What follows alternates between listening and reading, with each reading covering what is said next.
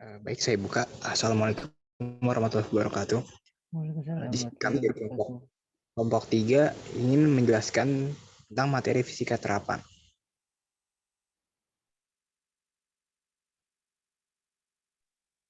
Di sini ada saya, Aldorino Lemua Bonavasius, ada Muhammad Haikal Kemal, Sakina Rahmani, dan Salman Alfarizi. Oke, jadi materi yang pertama itu ada usaha atau kerja. Nah, apa sih usaha itu? Dalam sudut pandang fisika, usaha merupakan segala sesuatu yang dilakukan oleh gaya pada suatu benda sehingga benda itu bergerak. Dengan kata lain, bila ada gaya yang menyebabkan perpindahan suatu benda, maka dikatakan gaya tersebut melakukan usaha terhadap benda. Nah, di bawah ini ada contoh usaha. Yang pertama, contoh usaha karena gerobaknya bergerak, dan yang terakhir dan yang kedua di sampingnya itu bukan usaha karena dia mendorong tembok yang tidak bergerak. Selanjutnya untuk perumusannya. Usaha dilambangkan dengan W dengan satuan joule. Untuk perumusannya, W sama dengan F gaya dikali S atau perpindahan. Dan jika ada sudutnya, maka W sama dengan F dikali S dikali kosinus sudut tersebut.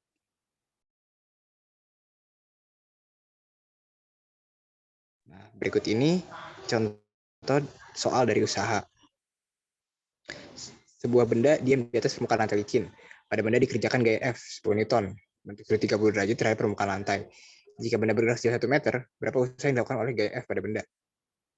Nah, untuk jawabannya sendiri, yang pertama diketahui gaya, yaitu 10 Newton. Yang kedua, gaya yang searah perpindahan. Dan perpindahannya itu 1 meter. Lalu pertanyaannya berapa usahanya? Untuk menjawabnya, gunakan rumus W sama dengan Fx dikali S. Karena di sini ada cos 30, berarti gayanya 10 dikali 0,5 akar 3.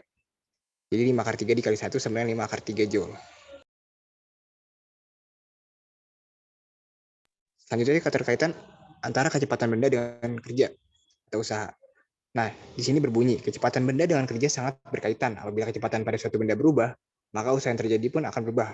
Begitupun sebaliknya. Nah, bisa kita ambil contoh dari para pekerja konstruksi yang mendorong hasil adukan semen dengan gerobak. Jika usaha yang dilakukan besar, maka gerobak akan cepat sampai tujuan. Nah, jika usaha yang diberikan kecil, maka gerobak akan lebih lama untuk sampai ke tujuan. Nah, berikut contoh soalnya. Mungkin bisa dibaca dulu soalnya. Dan untuk penyelesaian sendiri, kita bisa langsung gunakan rumus hubungan usaha dengan energi kinetik, di mana W sama dengan delta energi kinetik. Di mana jabarannya FK dikali cos 180 derajat sama dengan setengah M V2 kuadrat dikurang M dikali V1 kuadrat. Lalu dijabarkan lagi dan dimasukkan angkanya 0,7 min 0,7 maksud saya dikali 2000 dikali 16 sama dengan min 1000 V1 kuadrat. Dan hasil dari V1 sendiri itu kurang lebih 15 meter per second.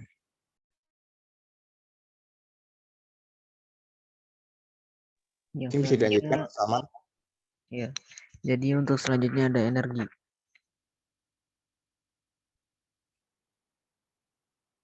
A. Energi kinetik. Energi kinetik atau energi gerak adalah energi yang dimiliki oleh sebuah benda karena gerakannya. Energi kinetik sebuah benda didefinisikan sebagai usaha yang dibutuhkan untuk menggerakkan sebuah benda dengan massa tertentu dari keadaan diam hingga mencapai kecepatan tertentu. Energi kinetik sebuah benda sama dengan jumlah usaha yang diperlukan untuk menyatakan kecepatan dan rotasinya. Dimulai dari keadaan diam. Next. Untuk rumus energi kinetik itu sendiri, ya adalah Eka sama dengan setengah kali M kali V kuadrat, di mana M-nya adalah suatu massa benda dan V-nya adalah kecepatan benda. Berikut ini ada contoh energi kinetik. Terdapat sebuah mobil truk Pixar yang diketahui mempunyai massa 20.000 kg dan kemudian bergerak menuju ke proyek beca kayu 2A dengan kecepatan 2 meter per second. Berapa energi kinetik mobil tersebut? Nah, untuk menyelesaikan soal tersebut, kita menggunakan rumus Eka sama dengan setengah kali M kali V kuadrat, yang dimana M-nya adalah 20.000 kilogram dan V-nya adalah 20 meter per sekon. Jadi setengah dikali 20.000 dikali 20 hasilnya sama dengan 4 juta joule, dan lalu kita konversikan ke kilogram, yaitu jadi 4.000 kilogram per joule. Next. Teorema kinetik energi. Apabila kecepatan benda berubah, maka kinetik yang dibutuhkan sama dengan perubahan energi kinetik yang dikenal sebagai teori kerja energi. Dapat dirumuskan, W sama dengan setengah dikali mv 2 kali kuadrat dikurang setengah kali mv 1 kuadrat, yang dimana M-nya adalah massa suatu benda dan V adalah kecepatan benda. Untuk soal teorema kerja energi seperti berikut ini. Mobil truk trailer bermassa 5.000 kg pada mulanya diam. Sesaat kemudian bergerak membawa sebuah girder menuju tol Becakayu 2A dengan kemajuan 2 meter per sekon. Tentukan usaha total yang dilakukan pada mobil tersebut. Jadi untuk mencari usaha total sama dengan setengah kali M dalam kurung V1 kuadrat dikurang V0 kuadrat. Ya, dimana VT-nya itu adalah 5.000 dan V0 aja 20 kuadrat dikurang 0 kuadrat. Jadi W sama dengan 2.500 dikali 400 dikurang 0. W totalnya sama dengan 2.500 dikali 400. Hasilnya W totalnya adalah sejuta. Usaha totalnya adalah 1.000.000 joule.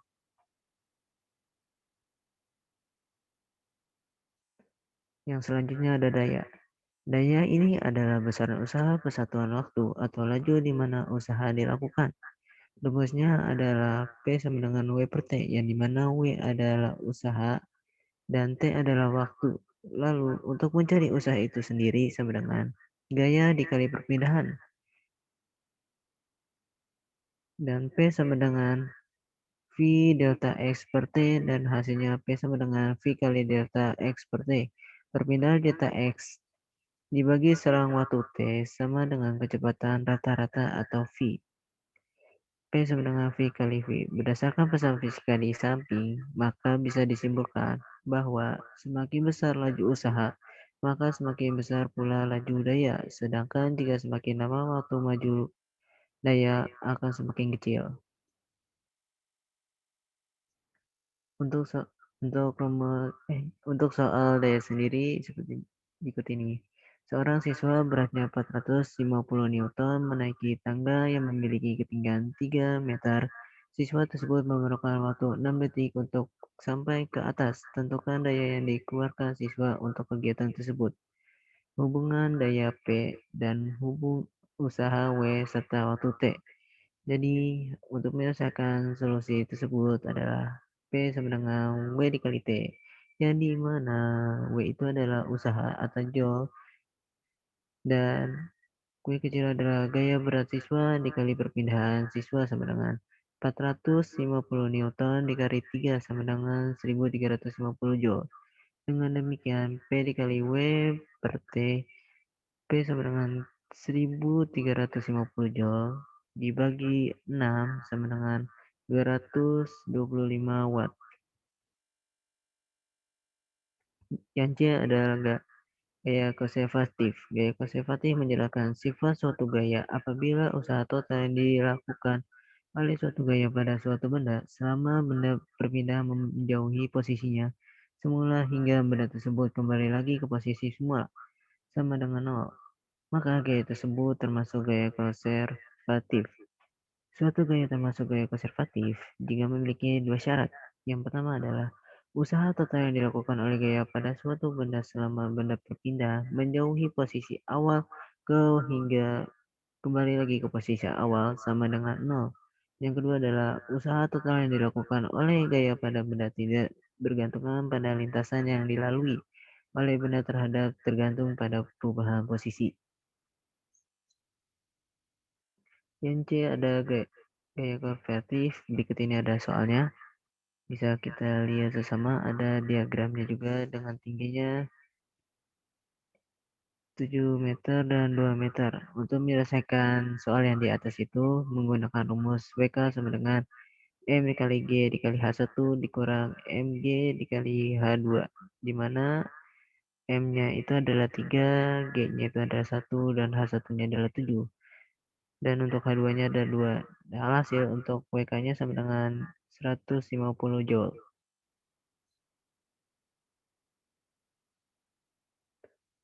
Yang selanjutnya ada energi potensial. Energi potensial adalah energi yang dimiliki suatu benda karena posisi terhadap acuan. Misalkan kita bisa melihat contoh pada batu yang melempar di pinggir jalan. Batu tersebut memiliki energi potensial bila diberi gaya. Batu tersebut akan jatuh. Batu di pinggir jalan dengan batu yang diletakkan di atas lantai tentu berbeda energi potensialnya. Jika dibandingkan antara energi potensial dengan energi kinetik, maka jelas keduanya memiliki perbedaan mendasar. Energi kinetik sendiri memiliki definisi sebagai energi yang dimiliki benda karena gerakannya. Contohnya dari energi kinetik ini bisa ditemui dalam kehidupan sehari-hari. Misalkan saat kita melempar batu untuk menjauhi mangga di atas pohon, buah mangga yang jatuh itu batu disebabkan oleh energi kinetik dari batu. Sementara itu, perbedaan antara energi potensial dengan energi kinetik bisa dijumpai pada saat pengukurannya.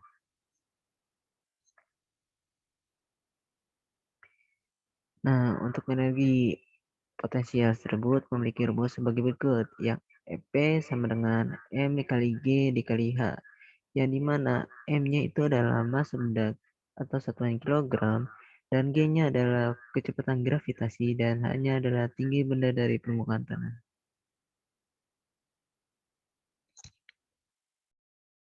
Oke, baik, saya lanjutkan. Yang ketiga ialah pengungkit. Pengungkit. Tuas sering juga disebut dengan pengungkit. Tuas merupakan pesawat sederhana yang usianya paling tua dibanding pesawat sederhana lainnya. Contohnya memindahkan batu besar untuk membuat para piramida dan masih banyak lainnya. Dalam situs Kementerian Pendidikan dan Kebudayaan Republik Indonesia, tuas atau pengungkit menjadi salah satu alat pesawat sederhana yang dapat digunakan untuk mengungkit, mencabut, atau mengangkat benda. Tuas memiliki 3 bagian, yaitu yang pertama, titik tumpu atau titik fulcrum. Yang kedua, titik tempat batang ditumpu atau diputar titik beban. Serta yang ketiga, bekerjanya beban titik kuasa, bekerja samanya gaya. Pengungkit dengan menggunakan tuas, semakin jauh jarak kuasa terhadap titik tumpu, maka semakin kecil gaya yang diperlukan untuk mengangkat beban. Hal tersebut dirumuskan dengan B dikali LB sama dengan F dikali Z dikali LK, di mana B-nya itu beban yang diangkat, LB-nya itu jarak antara beban dengan titik tumpu, F-nya itu kuasa, dan LK-nya itu jarak antara kuasa dengan titik tumpu. Yang keempat ialah katrol dan alat angkat.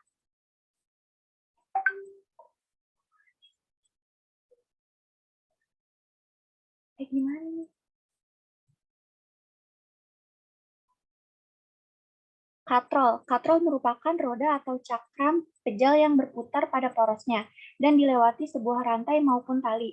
Salah satu ujungnya untuk menarik dan ujung yang lain adalah beban yang akan kita tarik. Katrol ini memiliki prinsip memudahkan kita dalam mengangkat suatu benda.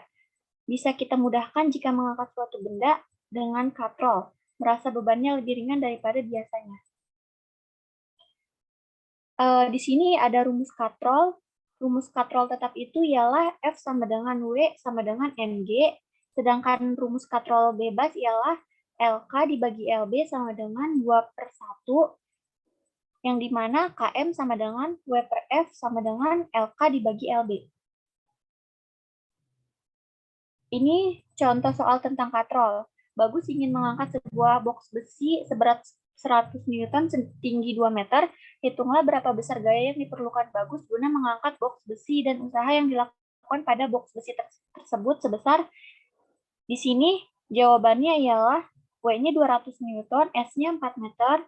Nah, tinggal masukin rumus KM sama dengan W per F, yang dimana W-nya adalah 100, KM-nya itu 1, Hasilnya ialah W sama dengan 200 Joule. Selanjutnya akan dilanjutkan oleh Kemal. Baik, saya lanjutkan tentang materi mesin mengangkat. Nah, di sini mesin didefinisikan sebagai alat untuk transformasi gaya, yakni berubah besar maupun arah gaya. Di dunia konstruksi, mesin pada umumnya digunakan sebagai alat penunjang untuk melaksanakan kegiatan pembangunan suatu objek, misalnya gedung, jembatan, jalan raya, terminal, dan sebagainya. Sesuai dengan kebutuhan di lapangan, mesin-mesin yang banyak diperlukan berupa mesin yang berfungsi mengangkat dan memindahkan benda-benda bermassa seperti peti kemas, beton, baja, balok, kayu, batu, lempengan besi, dan bahan-bahan bangunan, dan lain-lainnya. Oleh karena itu, digunakan mesin angkat yang berfungsi untuk kelancaran dan kemudahan pelaksanaan suatu pekerjaan. Terdapat banyak jenis mesin angkat. Semakin besar nilai efisiensi suatu mesin yang digunakan, tentu semakin baik. Nah, di sini ada jenis-jenis mesin mengangkat. Yang pertama, mechanical advantage atau MA. Dengan kata lain, keuntungan mekanis dari suatu alat, besarannya berupa harga perbandingan antara besar gaya beban yang diangkat dengan gaya yang digunakan untuk mengangkat. Berikut ada rumusnya, yaitu M.A sama dengan F0 per FI. Itu F0 di mana gaya beban yang diangkat, yaitu gaya output atau berat beban, dan FI gaya yang digunakan untuk bisa next. Nah, di sini ada distance ratio atau DR, merupakan harga pembandingan antara panjang yang digunakan untuk mengangkat dengan panjang yang ditempuh oleh beban. Nah, rumusnya di sini ada D.R sama dengan SI per S0. SI di sini panjang yang digunakan untuk mengangkat atau panjang input, dan S0 panjang yang ditempuh oleh beban atau panjang output. Nah, di sini ada yang ketiga, yaitu hubungan antara MA dan DR. Nah, persamaan ini bentuknya dapat dirubah menjadi F0 per FI sama dengan S ini sama dengan S0, sehingga M.A sama dengan D.R. Nah, didefinisikan berarti efisiensi didefinisikan sebagai harga perbandingan antara besar kerja output dengan besar kerja input, yang dalam buka kurung dinyatakan dalam persen, sehingga rumusnya sebagai berikut. Bisa di next. Ya, terima kasih presentasi dari kelompok 3. Kurang lebih mohon maaf. Wassalamualaikum warahmatullahi wabarakatuh.